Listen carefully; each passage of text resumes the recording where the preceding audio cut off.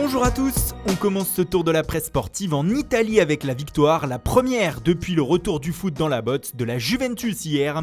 La vieille dame s'est imposée 2-0 à Bologne pour son premier match en Serie A depuis le mois de mars, et ceci grâce à une superbe performance de son duo d'attaque Cristiano Ronaldo-Paolo Dybala. La Gazzetta dello Sport s'en amuse ce matin et parle d'une doublette Dybaldo. Grâce à elle, la Juve reprend 4 points d'avance en tête du championnat avant la suite de la 27e journée. CR7 et Dybala font même la une des quotidiens généralistes du pays, comme ici avec la Stampa. En championnat, c'est une Juve différente que nous voyons, écrit le média. Pour le Corriere dello Sport aussi, les deux ont fait la différence. Le journal parle également des deux autres rencontres de ce lundi soir, avec notamment le festival de l'AC Milan 4-1 à Lecce. Les Milanais se replacent dans la course à l'Europe. Le Corriere salue aussi la belle prestation de Franck Ribéry avec la Fiorentina, malgré le triste match nul des siens à domicile 1-1 contre Brescia. En Angleterre aussi, on jouait avec la fin de la 30e journée de Premier League et Manchester City n'a pas fait dans la dentelle hier, écrasant Burnley 5-0. Du coup, conséquence, comme le signale le Daily Express, Liverpool devra encore patienter avant de fêter son premier titre de champion depuis 30 ans. En effet, une victoire lors du prochain match ne les assureront pas encore du sacre. Il faudra attendre un faux pas des Citizens ou une autre victoire des Reds. Néanmoins, la soirée de City n'a pas été toute rose. En effet, Sergio Aguero a dû quitter ses coéquipiers juste avant la pause, touché au genou, et en conférence de presse, Pep Guardiola s'est montré inquiet concernant l'Argentin, indiquant même qu'il ne savait pas si on allait le revoir cette saison. Aguero fait donc la une du journal argentin Olé ce matin, qui s'inquiète pour son compatriote. Enfin, dernier fait autour de ce match, les excuses de Burnley à la fin de la rencontre, comme le rapporte The Times, après une banderole polémique déployée depuis un avion par des supporters se revendiquant du club.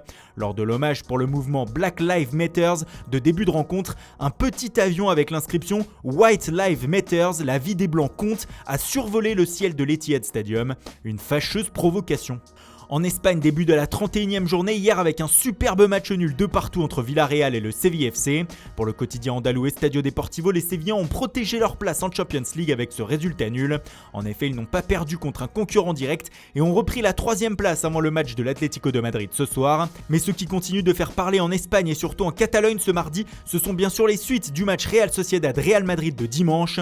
Selon Sport, le vestiaire du Barça se montre indigné face aux décisions de la VAR, allant souvent dans le sens du Real. Selon eux, ils estiment qu'il y aurait eu 5 faits de jeu en faveur des Madrilènes à Anoeta que la VAR n'a pas ou a rectifié pour aller dans leur sens. Pour Sport, qui fait la présentation du match de ce soir contre Bilbao, dans cette course au titre, le Barça affronte le Real Madrid mais aussi la VAR, de quoi continuer à faire monter la tension sur le corps arbitral. D'autant que la presse madrilène s'y est mise aussi ce matin. Pour As, c'est un combat de la VAR qui commence entre les deux mastodontes espagnols. Hier en conférence de presse, l'entraîneur blaugrana Quique Setién en est même venu à remettre en cause le système de la VAR, estimant qu'il était mal utilisé. Pourquoi la VAR est utilisée dans certaines situations et pas dans d'autres, s'est-il interrogé. Gérard Piqué aurait même parlé de honte après le match du Real face à la Real Sociedad. Bref, l'ambiance est délétère et Marca résume tout ceci sur sa première page. Le Barça se plaint, le Real en a marre. En effet, le club se serait dit indigné des propos de certains cadres et de l'entraîneur du FC Barcelone. Mais Madrid s'est aussi indigné des programmations des matchs lors des prochaines journées. En effet, les 2 matchs suivants du Real sont programmés de manière serrée et pour les Madrilènes ne respectent pas le temps de repos de 72 heures que la Ligue espagnole a tenté d'imposer avant le retour de la Liga. Les deux géants se rendent coup pour coup et ils ne sont pas les seuls à se plaindre. Valence aussi s'estime lésé par la VAR et l'arbitrage depuis quelques semaines. Super Deportes se demande si les Valencians ne sont pas châtiés, écrivant que sur certaines actions, la suspicion d'un désavantage envers le club pose question. Mais il n'y a pas qu'en Espagne où l'effet de match continue de faire parler même 2 jours après. En Angleterre, l'attitude de Matteo Guendouzi envers Neil Maupay lors du match Brighton-Arsenal continue de faire couler beaucoup d'encre.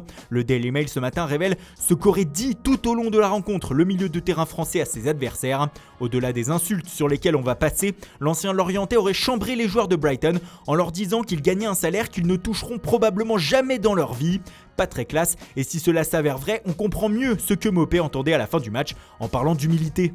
Et on reste outre-Manche pour terminer avec les déclarations de José Mourinho qui font la une ce matin. Le technicien portugais a hier en conférence de presse déroulé les barbelés autour de son buteur Harry Kane.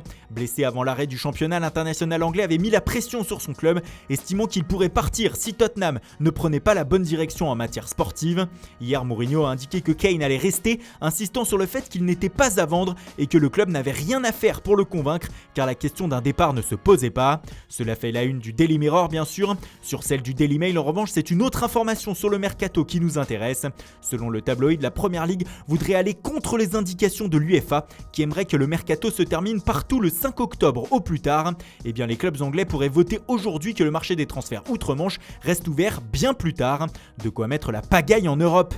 Voilà, c'est tout pour aujourd'hui. Merci pour votre fidélité, bonne journée à tous et rendez-vous dès demain matin pour une nouvelle revue de presse.